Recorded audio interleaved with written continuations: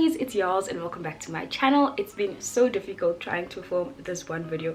Everything is trying to block it, and I think that's a good sign. It just means that this video is meant to go out and, you know, touch somebody's life and hopefully impact them in a positive way for them to actually become a doer in some way. Today I want to talk about my journey with starting a brand new business during the pandemic. I also want to talk about lessons learned from me having a previous business which I co-founded with somebody else, and of course I do want to delve into the self-funding part of a new business, which I think initially I thought would be easy until I saw the amount of zeros required to actually self-fund my new business. So I really want to delve into that.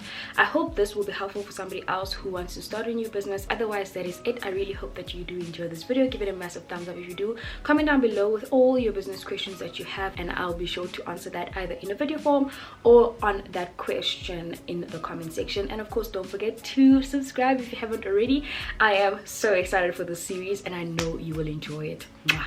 So Yolz Beauty came about around last year, November, December. The name we actually had was Yolz Truly. I think it was just such an authentic name to who I am, and it was just so true to me. But then when we checked online, the name existed already, even though it wasn't registered on CIPC. The name was just on social media, so we're talking Instagram, Facebook, and I think Twitter, it was there as well. I decided, let me not, you know, I could always buy the page, but then it's another woman. I just thought to myself, let me just leave the name as is and try to think of something else. So this year we came up with Yolz Beauty. Last year already in December back then, we started creating a sample for a clay mask. I wanted to create something towards self-care again because I absolutely love self-care. It's part of me doing me, really, and it's always just a great feeling after having my self-care session. I always feel good and I'm almost ready to just give of me again and again and again, but I need to give of myself first, you know. So I really prioritized that, and I thought to myself, I wish more women would have more of this time. Whether you're single, whether you're married, whether you're not, you just need time to yourself, you know, and you need to prioritize that. So anyway, I digress. So we started this mask and the sample really just didn't do it for me. I gave back the feedback to change it, and then we came into this year having all that feedback, going back to the lab. The pandemic hit and then we were in lockdown soon after that. But between January and March, things were just not moving much regarding that. But I think it was on me because I wasn't chasing up as often as I should. And I always say, if you don't chase up, nothing's gonna happen, you know. So Yolz Beauty was still there though at the back of my mind. It was still something that was happening. Then I started exploring other avenues of coming into the beauty industry without the big tub that I wanted to create, which is what I wanted. And we're actually going to do it in a form of a, oh, let me not give my secrets away, not, because it's still gonna come. It's still gonna come, okay? Just not with this initial launch, but it's still coming. Let me not. So then I started looking more into the self-care space and walking into this chem, looking at different products, and I was like, actually, why am I always picking Korean beauty products as well as European beauty products, German beauty products? And I was like, this is interesting because I just don't see enough of black-owned self-care skincare products. And then I was like, well, why not start it, you know? And I did it. I didn't actually think of the pandemic.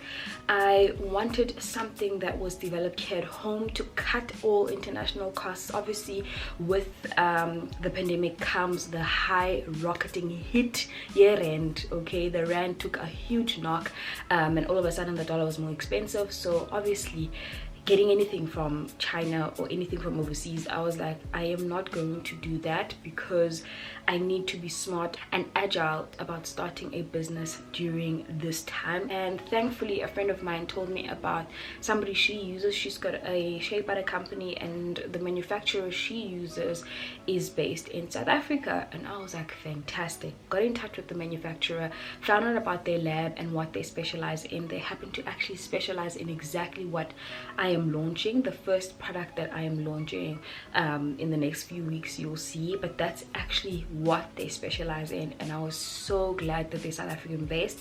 They did refer me to the Chinese for packaging, and I said no. can it be done here at home? So they sent me some samples that they've done for companies in Australia, and I really love their packaging, and I think there was just something so real and so authentic about doing things here at home.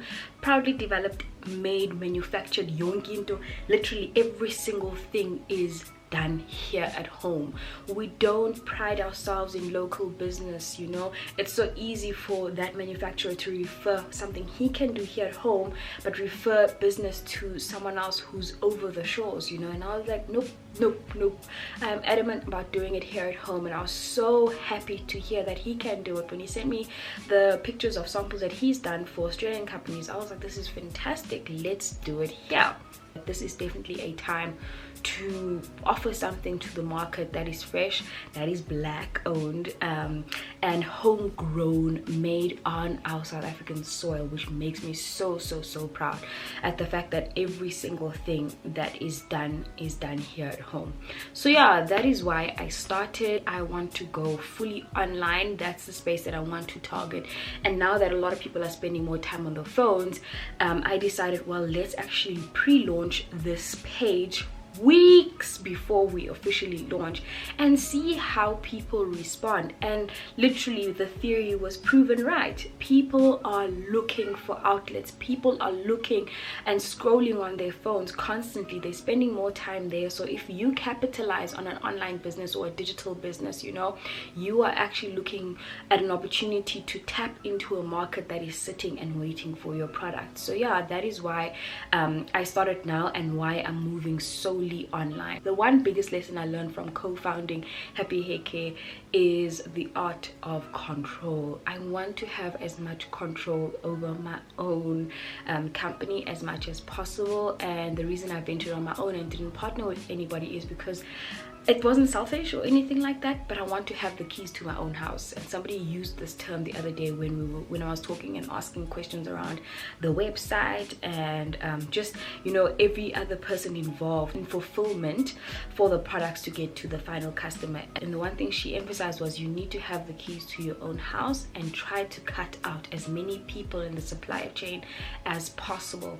And I realized even, Tina, as black people, we don't own the full supply chain. The one thing that I got right was keeping it in our country, which cuts off so many different costs and so many different delays. You have no idea. Customs, you know, the taxes, the custom duties, it cuts out so many different costs, and I kept it here.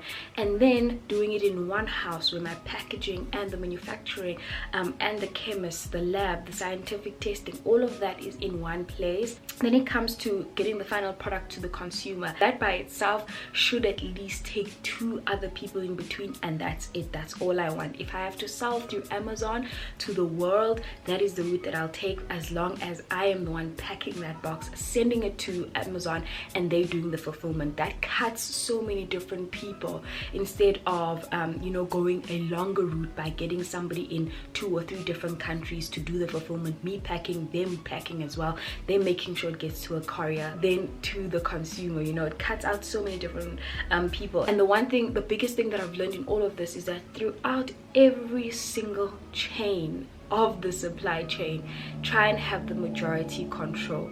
Have majority control on the making of the product, have majority control in the fulfillment of the product, have majority control of the final product until it gets to the consumer. And also, I love the fact that now I can sit down and make decisions on my own. Like, I won't lie to you, that is literally one of the best things. If I need to bounce off ideas to other people, that's fine. If I'm looking for an opinion from other people, that's also fine. But the final decision lies with me, which I am absolutely in love with and I really enjoy. The last thing I want to touch on is the self-funding portion of this project. Hey guys, I'm not gonna lie to you, initially I thought, nah, you know, it's gonna cost a couple of, you know, tens of thousands. The industry that I'm entering in has got MOQs of 10,000s at a time. So minimum order quantity is 10,000 units at a time, okay?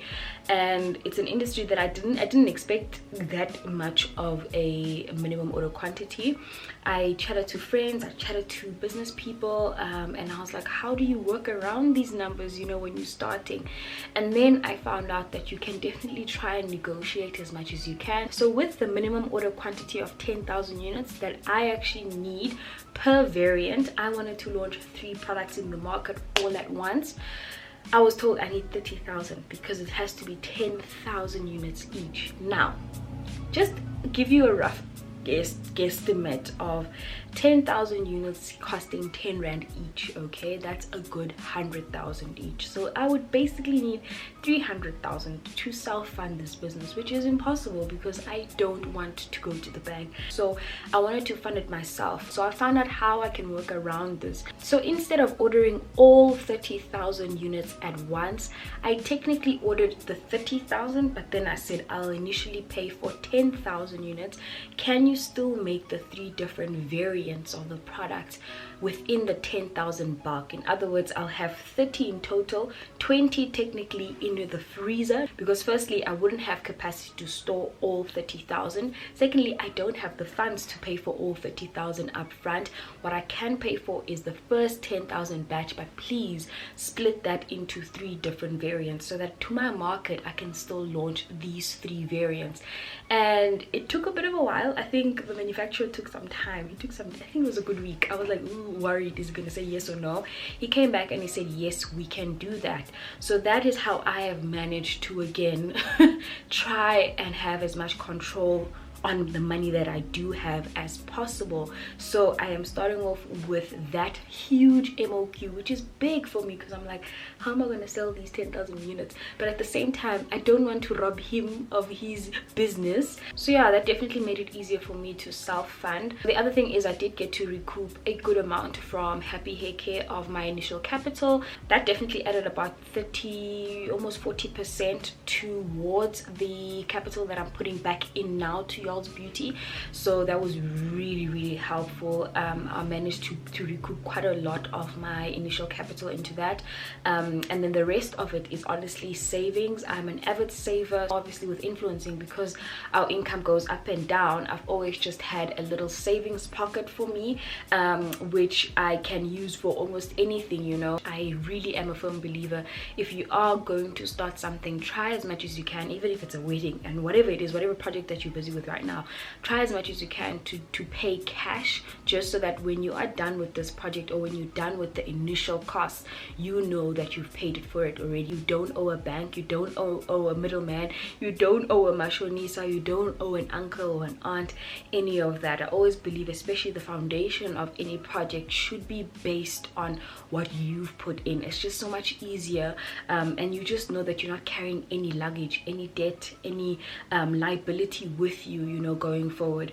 Of course, will we need more money? Yeah, we might need funding going forward, but for now I am really glad that I'm self-funding cash instead of debt of any kind. That is all I wanted to touch on today. I hope this definitely serves as the basis and the intro for our new business series regarding Yolz Beauty in particular, and the beauty of business, or beauty in business. Please let me know which name you want us to use in the comment section below. And if you think of something brilliant, please do not hesitate to type it down in the comment section. I might just use it as the title for this series. I love you guys so much, and of course, please do subscribe, click that bell, and be part of the notification gang so that you don't miss out on this series. I'm so excited to share with you all the things that I've already documented on my videos around this journey, and to share the process, which is so important for people who look like us, for them to find the blueprint and the trail towards the road to success. I'm not saying I'm successful yet, but I surely hope that this is my road to success. I hope you guys did enjoy this video. Mwah. Bye.